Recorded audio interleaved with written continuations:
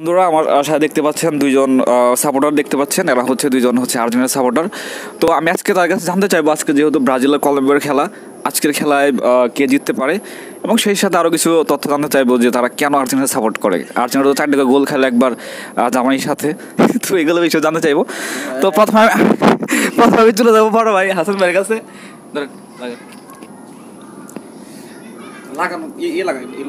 হাসান ভাই ভালো আছেন? জি আলহামদুলিল্লাহ আমি ভালো আছি। আজকে তো আপনার ব্রাজিলের কলম্বিয়ার খেলা আছে, তো আজকের এই খেলার পরে আসে আপনি কোন দলে সাপোর্ট করেন সেটা বলেন আগে। আমি আমি যখন থেকে খেলা বুঝি তখন থেকে আমি আর্জেন্টিনা সাপোর্ট করি। আচ্ছা, আর্জেন্টিনা সাপোর্ট করার কারণ কি? আর্জেন্টিনার মতন এত ভালো খেলোয়াড়, এত উদীয়মান খেলোয়াড়, যে মেসি পুরো বিশ্বে এক নামে চিনে। মেসি মেসি মেসি 5-5বার বর্ষসেরা খেলোয়াড় হয়েছে, তার জন্য মেসি ভক্ত আমরা।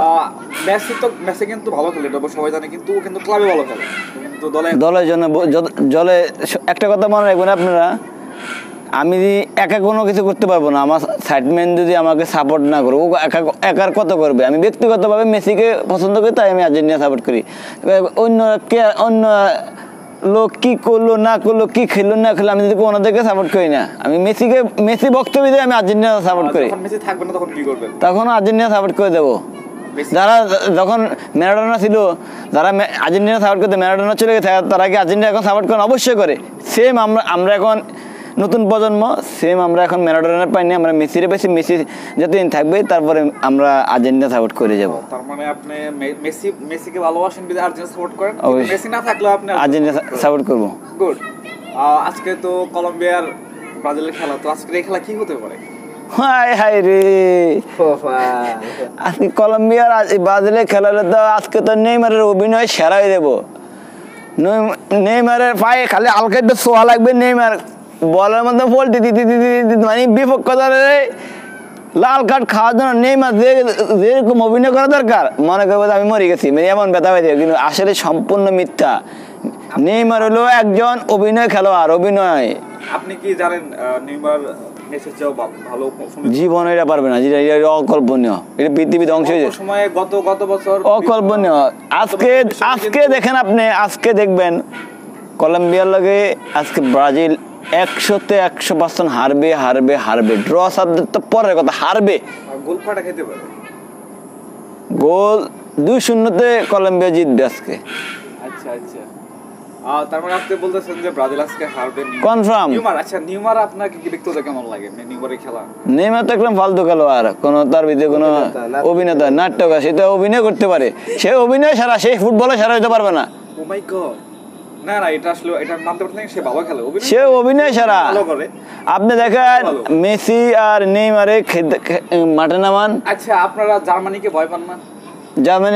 জার্মানি আমি আপনি যে প্রশ্নটা করছেন, আমি বুঝতে পারতেছি আপনি কোন কথাটা ইন্ডিকেট করে আমাকে বলতে চাইতেছেন। সেটা তো বড় কথা না, বড় কথা হলো খেলার মাঠে।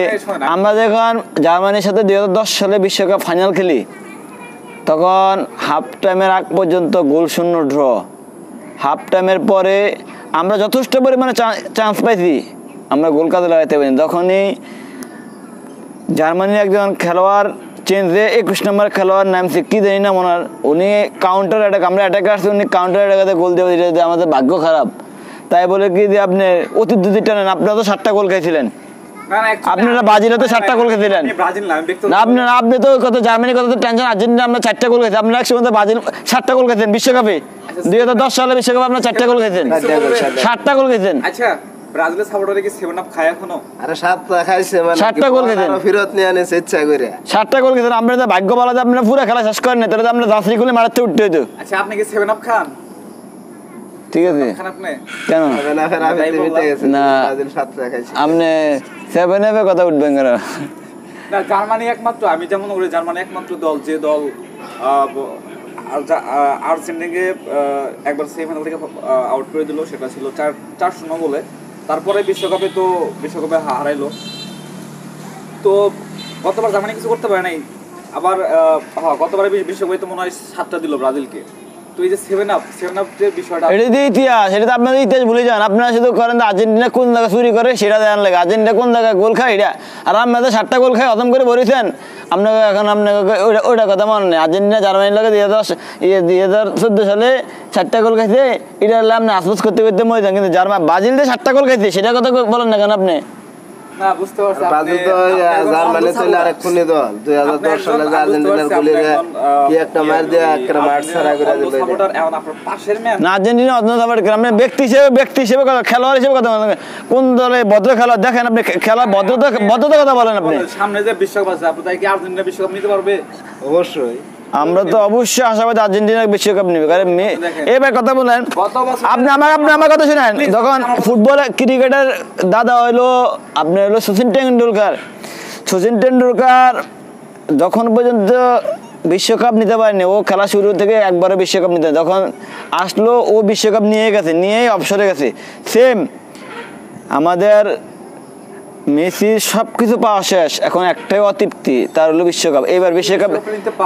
এবার বিশ্বকাপ নিয়ে সে তৃপ্তি পূরণ হয়ে যাবে, শেষ।